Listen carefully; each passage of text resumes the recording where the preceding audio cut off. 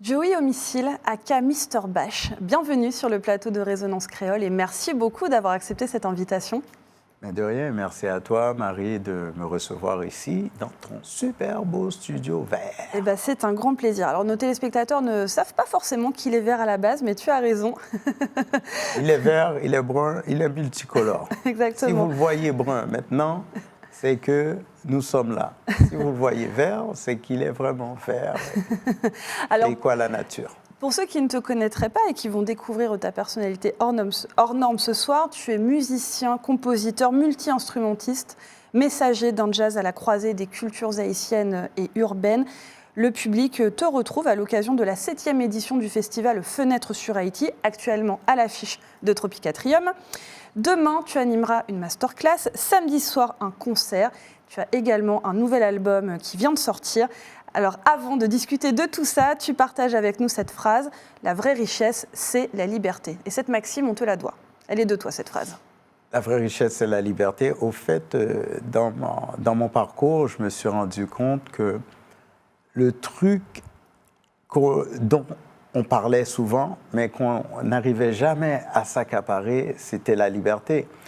On veut être libre, les peuples se battent constamment pour la liberté, mais cette liberté-là, elle est toujours galvaudée, elle n'est jamais vraiment honorée. Cette souveraineté-là, on ne l'a jamais vraiment. Et puis je me suis dit, mais au fait, le vrai luxe, ce serait d'être vraiment libre. Tu ne te sens pas libre aujourd'hui? Moi, je suis libre dans mon existence. Mais en tant que citoyen de ce monde, où ce qu'on est dans une geôle à ciel ouvert, je ne suis pas totalement libre. Parce que pour être libre, je devrais pouvoir dire ce que je veux. C'est vrai. Fenêtres sur Haïti a démarré ce lundi et sera clôturée donc samedi soir par ton concert sur la scène de Tropicatrium. C'est la première fois que tu participes au festival. Comment est née justement cette envie, cette collaboration? Mais cette collaboration-là, c'est un truc dont je dois la loyauté à James Germain. C'était une idée de James, il me dit, très, très grand artiste, James Germain, haïtien. Il me dit, mais Joey, t'es jamais venu à la fenêtre d'Haïti. Et puis, il a fait les connexions avec Césaire, qui a cru que c'était une super bonne idée. Il m'a dit, ben oui, c'est vrai, Joey, comment ça fait, on a passé au travers, on devrait t'inviter déjà. Mais j'ai souvent entendu parler de cette fenêtre de par Emeline Michel, qui m'en a parlé, aussi un grand ami à moi, Bito Vaoba, qui m'a parlé de cet événement. Oui. Et pour moi, c'est la première fois, et je suis vraiment enthousiasmé, pour ne pas dire content, heureux, surtout de te rencontrer, toi, à prime abord, et aussi de rencontrer le public. Bon, et le public martiniquais. Le public martiniquais, c'est un de mes publics favoris. Il ne faut jamais oublier, Joey Homicile, j'ai enregistré Assis Paré, Marie-Clémence, le répertoire de Stélio, Serpent Maigre, c'est vraiment... Et le BJC, il ne faut jamais oublier le Big in Jazz Collectif. Je suis un des 8 membres fondateurs de ce collectif qui est merveilleux. Madinina, pour moi, c'est la maison. Et maintenant, ce festival, avec des conférences, du cinéma, des expositions et de la musique, bien évidemment, pour mettre en lumière donc, toute la richesse artistique et culturelle d'Haïti.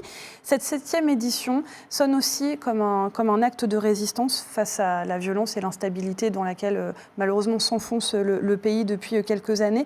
Est-ce que tu vois aussi ce genre d'événements comme des hymnes à la liberté? Tu parlais tout à l'heure, justement, de la vraie richesse, c'est la liberté. Exactement. C'est fondamental, justement, quand on sait que le pays ne va pas bien, de mener ce genre d'action, que les artistes aussi se mobilisent? Oui, c'est important. C'est très important de se mobiliser, premièrement. Et aussi d'être sensibilisé à la cause de tous ces pays qui sont dans ces situations? Dans cette situation désobligeante. Et aussi, il ne faut jamais oublier, on est dans un cycle perpétuelle. 1804 se promet comme la liberté du peuple haïtien. Aujourd'hui, on est en 2025, le peuple 26, haïtien, même. 26, tu vois, j'ai transposé avec toi, 2026, et le peuple haïtien, malheureusement, est encore à la quête de cette liberté. Moi, je peux te poser une question, Marie. Est-ce que c'était vrai qu'on a eu notre liberté vraiment en 1804, en janvier? Est-ce la vérité ou bien c'est quelque chose qu'ils nous ont raconté pour nous faire plaisir? Très épineuse question, mais je laisse souvent la réponse aux spécialistes, c'est mieux. Voilà. Alors, à préciser que tu es né au Canada, à Montréal, très précisément, mais donc de parents haïtiens.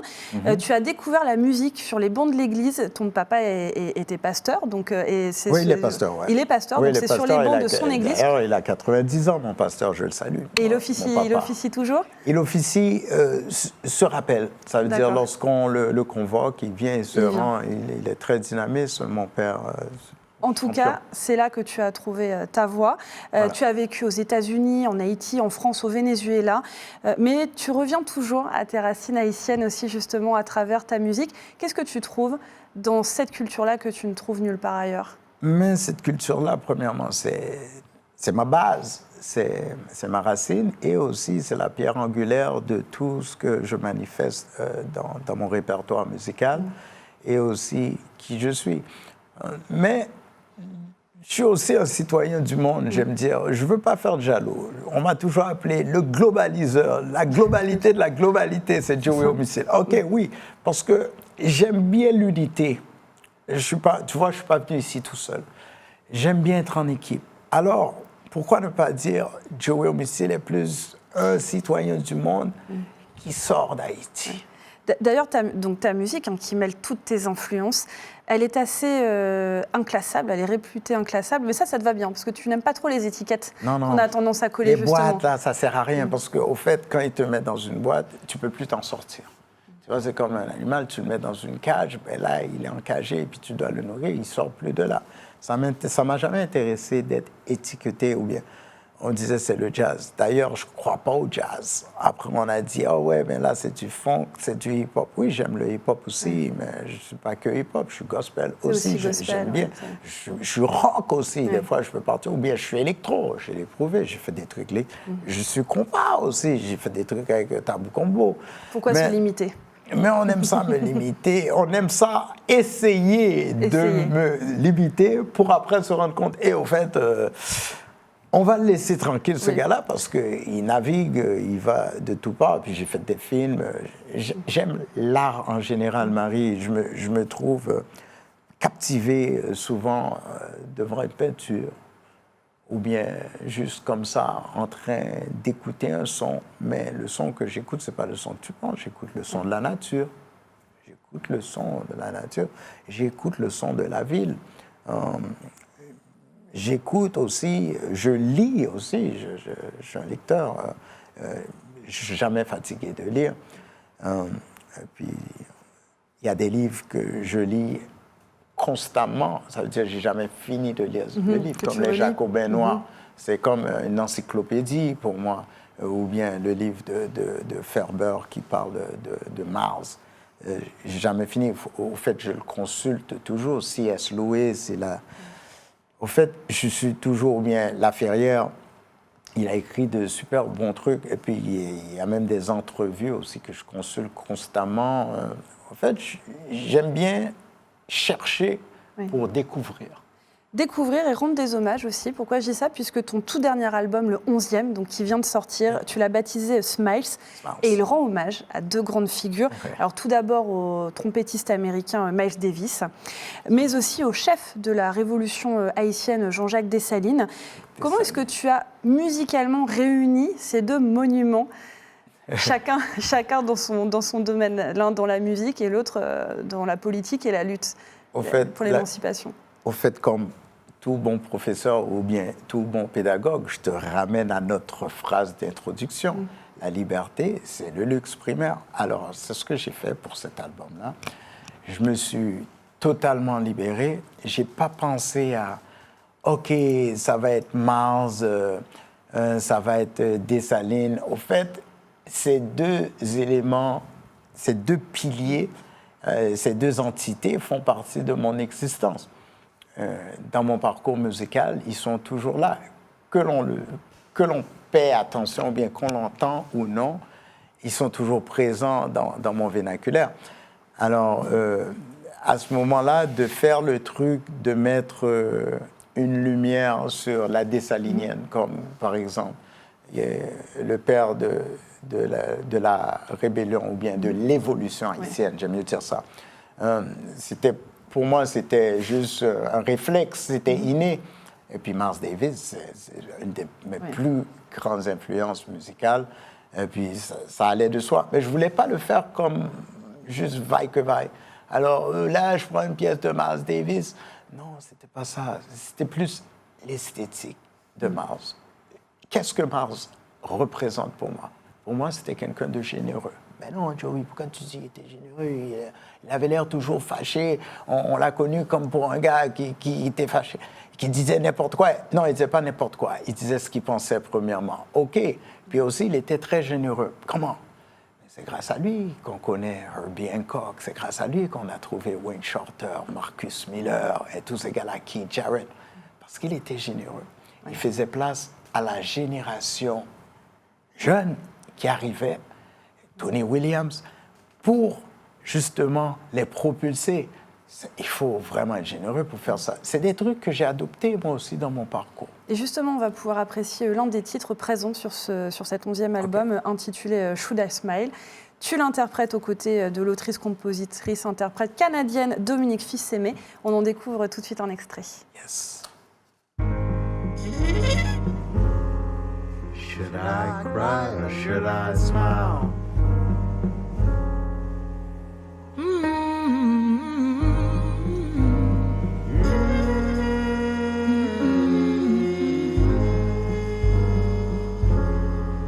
Should I cry or should I smile?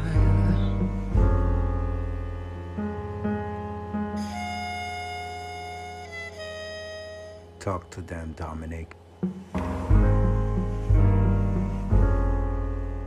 Do it all, do it all, do it all.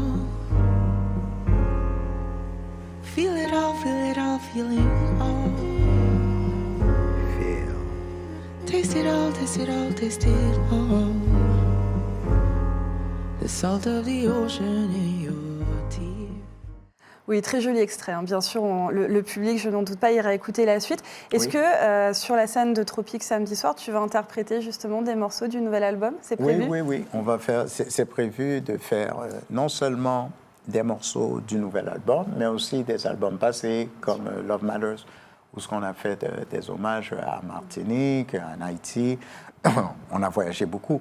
Mais ce nouvel album-là, il est plus du côté d'un voyage dans l'imaginaire, vraiment. Ça veut dire, je suis parti au Mali avec les gens, je suis même allé au Ghana sans jamais y être allé moi-même, physiquement. On s'est permis ce genre de truc. Parce que Marie, l'imagination d'un être humain, c'est quelque chose aussi, c'est une autre richesse. Oui, vu que c'est une autre liberté sans limite. Tes concerts sont réputés pour être assez imprévisibles. Ouais. Qu'est-ce que tu promets au public martiniquais pour samedi soir? Je leur promets encore cette imprévisibilité, cette surprise qu'on aime, ce sourire toujours, parce que même lorsque c'est imprévisible ce qui va se passer, mais les gens, ils savent qu'ils vont se marrer, ils vont avoir un bon moment, ils vont s'enjailler, il y aura la chaleur. Mais cette fois-ci, je vous donne un autre versant de la médaille. D'accord. Le Joey Cool. Alors peut-être qu'on va avoir un aperçu du Joey Cool sur ce plateau, puisque tu es venu accompagné de l'un de tes instruments de prédilection, une clarinette basse. C'est bien ça. Je découvre grâce à toi. C'est un instrument assez détonnant. Et donc tu vas nous interpréter un petit morceau pour donner envie, bien évidemment, de te découvrir ou te redécouvrir sur scène ce samedi. Je vais juste avant saluer nos téléspectateurs, vu qu'on va finir sur ton extrait musical, on va finir en douceur ou tout en énergie, ça dépend. On va voir ce que tu vas nous donner. Mais il faut savoir que je vous présente, c'est elle, c'est Bashkiat. Bashkiat, d'accord, tu l'as baptisée. Alors faites vos devoirs, découvrir Bashkiat. Mais elle s'appelle Bashkiat. Bashkiat. Donc on va tous les deux vous écouter, vous découvrir sur ce plateau. Et quant à nous, chers téléspectateurs, on se retrouvera dès la semaine prochaine pour ouvrir une nouvelle page dédiée à la culture. Merci de nous avoir accompagnés et ne manquez pas le prochain rendez-vous.